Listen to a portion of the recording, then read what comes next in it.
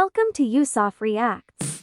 Today, we're diving into the world of espionage, gadgets, and double agents with one of James Bond's most colorful adventures, Octopussy. Released in 1983, this film marked Roger Moore's sixth outing as the suave and unstoppable 007. But what makes Octopussy stand out among Bond films? Let's find out. The plot kicks off with a daring stunt 007 escaping captivity in a miniature jet. From there, Bond is sent to investigate the mysterious death of a fellow agent, leading him to a complex plot involving a fake Fabergé, a circus troupe, and an international conspiracy. It's a wild ride that combines Cold War politics with exotic locales and unforgettable characters. Roger Moore delivers his trademark charm, blending humor with action.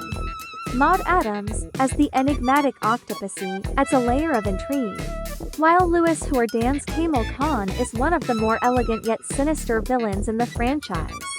And who can forget Kabir Bedi as Gobinda, the muscle behind Kamel Khan's schemes. Octopussy is packed with thrilling action from high-speed chases in India to a nail-biting fight on top of a speeding train. And of course, it wouldn't be a Bond film without gadgets. One standout, Bond's crocodile submarine, perfect blend of bizarre and brilliant. The film explores loyalty and betrayal, with Octopussy's allegiance being a pivotal twist. While the plot can feel over the top at times, Octopussy remains a fan favorite for its mix of action, humor, and exotic settings. It also contributed to the rivalry between Bond producers with the simultaneous release of Never Say Never Again, starring Sean Connery. Did you know Octopussy was named after an Ian Fleming short story? And that the movie's iconic train stunts were performed without CGI. Roger Moore's age at the time, 56, sparked debates about whether he should continue as Bond. Yet, he proved he still had what it takes. A fake Fabergé recovered from the body of a fellow agent leads James Bond to uncover a jewel smuggling operation, led by the mysterious Octopussy, and a plot to blow up a NATO airbase. James Bond's next mission sends him to the circus. A British agent was murdered and found holding onto a priceless Fabergé. Kamel Khan buys the egg at an auction, but Bond becomes suspicious when Khan meets up with Russian General Orlov.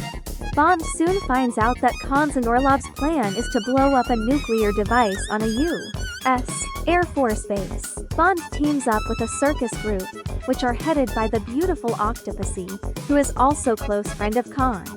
Bond Roger Moore destroys Aladdin's secret missile and an radar base. Bond is actually captured while trying to plant a bomb. He escapes and uses a small foldable jet that he smuggled near the base in a horse carriage. He then brings a SAM missile fired at him to the base and uses the SAM to destroy the entire facility. While trying to escape from East to West Berlin, British Agent 009 dies after being attacked by two knife-wielding twins in the residence of the British ambassador, dressed as a circus clown and carrying a fake Fabergé. Mi-6 immediately suspects Soviet involvement may be to raise foreign currency, and after seeing the real egg appear at an auction in London, sends James Bond Roger Moore to identify the seller. Miss Moneypenny Lois Maxwell and Penelope Smallbone Michaela Clavel, Moneypenny's assistant. Jim Fanning Douglas Wilmer, antiquities expert who accompanies Bond at the Fabergé auction. Frederick Gray Jeffrey Keane, the British Minister of Defense. Soviet Chairman Paul Hardwick, presides over meeting between Orlov and Gogol. Gogol supports mutual disarmament between us and Soviet Russia, while Orlov thinks this is a meek surrender. Orlov wants to use his offensive forces on the Eastern Front and use numerical superiority to gain territory. But Gogol says NATO will respond with nuclear strikes. Meanwhile, Orlov is informed of the stolen fake egg and decides to inform London to stop the auction, confirming he is the seller and now he does not have the fake to replace the real one in the Russian treasury. But the auction is already underway. At the auction, Bond swaps the real egg for a fake one and subsequently engages in a bidding war with exiled Afghan Prince Kamel Khan Louis Jourdan, who gets a message during the auction, presumably from Orlov, to buy the egg at any cost. Kamal is usually a seller at Sotheby's, forcing Khan to pay $500,000 for the fake egg when the estimate was to £50,300 pounds. Bond follows Khan back to his palace in Rajasthan, although in-story dialogue establishes the setting as Delhi, where Bond defeats Khan in a game of backgammon. He had noticed Khan was cheating. Bond also reveals to Khan that he has the Fabergé egg, making him wonder which one is real. Bond escapes with his contact Vijay Amritrai, foiling the attempts of Khan's bodyguard Gobinda Kabir Bedi to kill the pair. Bond is seduced by Khan's associate Magda Christina Wayburn, and notices that she has a blue ringed octopus tattoo. Bond permits Magda to steal the real Fabergé egg, fitted with listening and tracking devices by Q Desmond Llewellyn, while Gobinda captures and takes Bond to Khan's palace. Meanwhile, Khan takes the egg to Octopussy's palace. Octopussy wants Bond to deliver to her.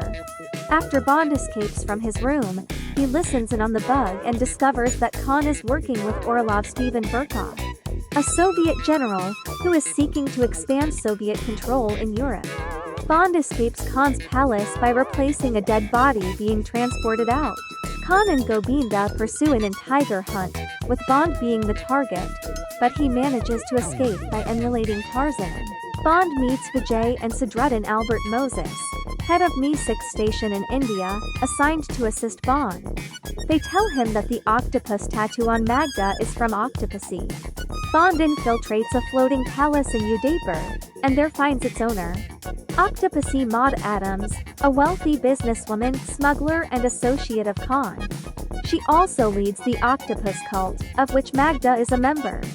Octopussy has a personal connection with Bond. She is the daughter of the late Major Dexter Smythe, whom Bond was assigned to arrest for treason. Bond allowed the Major to commit suicide rather than face trial, and Octopussy thanks him for offering her father an honorable alternative, inviting Bond to stay on as her guest. Earlier in Khan's palace and later in Octopussy's palace, Bond finds out that Orlov has been supplying Khan with priceless Soviet treasures, replacing them with replicas, while Khan has been smuggling the real versions into the West via Octopussy's circus troupe. Orlov is planning to meet Khan at Karl Marx Stadt Chemnitz in East Germany, where the circus is scheduled to perform. Gobinda sends mercenaries to kill Bond, but he and Octopussy gain the upper hand when the assassins break into the palace. Bond learns from Q that Vijay has been killed by the goons. Traveling to East Germany, Bond infiltrates the circus at Karl Marx Stadt and finds out that Orlov in cahoots with Khan and Gobinda. Octopussy was not aware of the nuclear bomb plan, which would kill her entire circus troupe, has replaced the Soviet treasures with a nuclear warhead when located yield, similar to a US medium yield bomb, primed to explode during the circus show at US Air Force Base in West Germany, where the circus is scheduled to perform next. The explosion would trigger Europe into seeking unilateral disarmament in the belief that the bomb was a US one that detonated by accident, leaving its borders open to a Soviet invasion. Bond takes Orlov's car. Orlov escapes on another train, but the real jewels are in the trunk of the car with Bond. Drives it along the train tracks and boards the moving circus train. The car is smashed by an oncoming train and later discovered by Gogol, with the jewels in the boot. Orlov gives chase to Bond, but is killed at the border by East German guards after they mistake Orlov for a defector.